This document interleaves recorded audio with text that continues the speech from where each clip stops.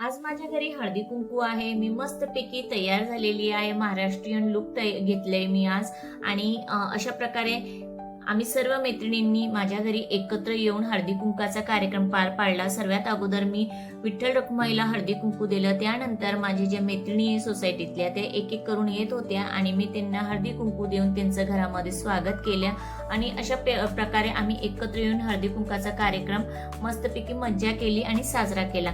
आणि जेव्हा मी हळदी कुंकाच्या कार्यक्रमाकरता घरामध्ये तयारी करत होती त्यावेळेला माझा जो लहान बाळ आहे, लहान मुलगा आहे, तो एक एक प्रश्न मला विचारत होता आणि त्याच्या प्रश्नाचे उत्तर देतानाही मला तेवढाच आनंद येत होता. आणि त्यावेळेला माझ्या लक्षात आलं की आपण जर आपली संस्कृती जपायची असेल, असे एकत्र येऊन जर आपण सण साजरे केले, कुठलाही सण असो, गुढीपाडवा असो, अक्षय तृतीया असो किंवा संक्रांती असो किंवा दसरा असो, त्यावेळेला आपण जे तयारी करतो, सण साजरे करतो, लेकरांना जे प्रश्न पडतात त्याची उत्तरं देतो, ते हे सण साजरे करताना बघतात, तयारी करताना बघतात, तर त्यांनाही ते कळतं आणि पुढच्या वेळेला ते पुढच्या पिढीला ते जातात आणि तेही आपली जी संस्कृती अशीच जपून ठेवणार आहे.